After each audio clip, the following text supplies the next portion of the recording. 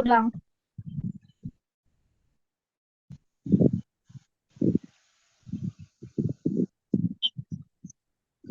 Assalamualaikum warahmatullahi wabarakatuh.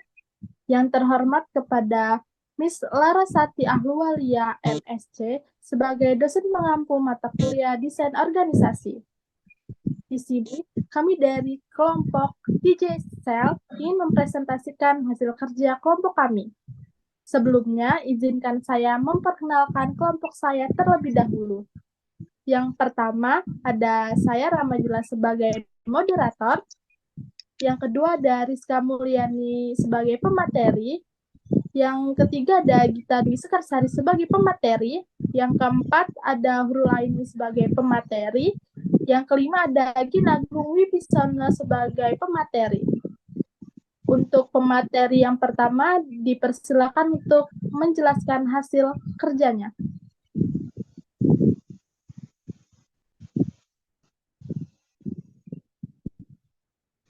Digital Counter, bisnis ini merupakan tempat jual beli pulsa elektronik atau prabayar yang biasanya berupa toko. Bisnis ini sangat populer di Indonesia karena kebutuhan akan pulsa yang tinggi dan mudah dijangkau oleh masyarakat. Jalan Pulau Sebasi, nomor 4 Sukarame, Kecamatan Sukarame, Kota Bandar Lampung.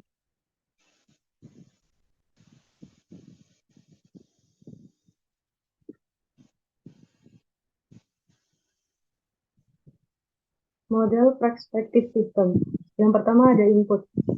Bahan baku yaitu peralatan etalase, RAM jaringan, aksesoris, tergantung mini putar, mikro atau nano, SIM cutter, bangku, kursi plastik, banner atau spanduk, label harga, lampu LED, etalase strip, lentur, plus soket.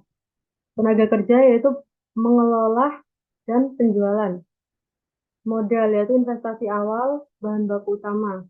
Pengetahuan yaitu keterampilan dalam memperbaiki dan menyediakan berbagai alat elektronik, aksesoris, dan segala hal yang berhubungan dengan elektronik termasuk pembayaran digital.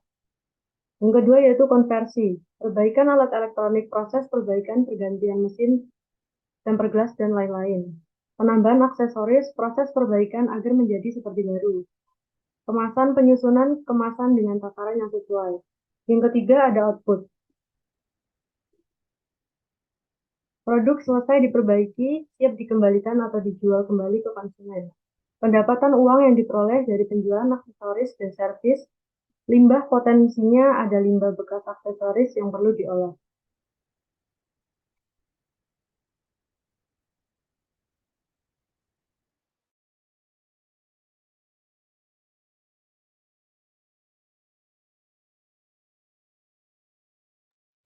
Ya, di sini ada langkah-langkah evaluasi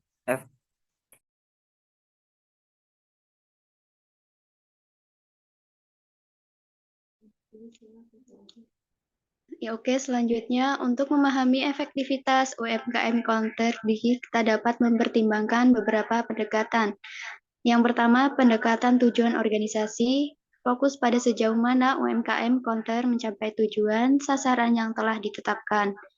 Yang kedua, pendekatan sistem terbuka, melibatkan pengamatan terhadap hubungan UMKM Counter dengan lingkungan eksternal seperti pelanggan, pemasok, dan faktor-faktor ekonomi.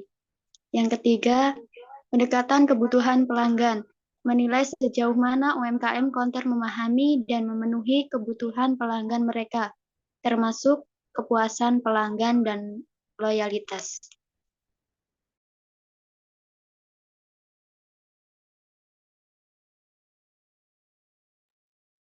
Ya, di sini ada langkah-langkah evaluasi efektivitas organisasi pada UMKM Counter dapat mencangkup analisis sistem, meninjau semua komponen UMKM Counter seperti manajemen operasional dan sumber daya manusia untuk mengidentifikasi kelemahan dan potensi perbaikan. Pengukuran kinerja, mengukur indikator kinerja yang relevan seperti penjualan, keuntungan, tingkat kepuasan pelanggan, dan efisiensi operasional.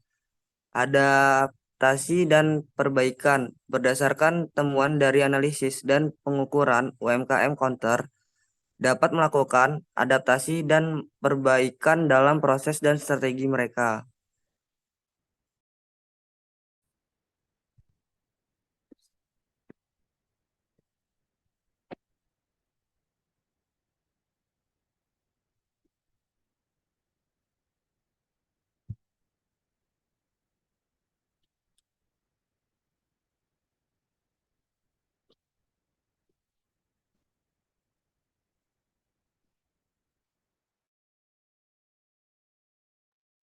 Oke, yang terakhir kesimpulan. Pada UMKM Counter akan bergantung pada hasil evaluasi efektivitas. Jika tujuan tercapai, pelanggan puas, dan kinerja baik, UMKM Counter dapat dianggap berhasil. Namun, jika ada ketidaksesuaian dengan tujuan atau masalah yang perlu diperbaiki, tindakan perbaikan perlu diambil untuk meningkatkan efektivitasnya. Evaluasi yang terus-menerus dan respon terhadap perubahan pasar adalah kunci untuk kesuksesan untuk UMKM Counter.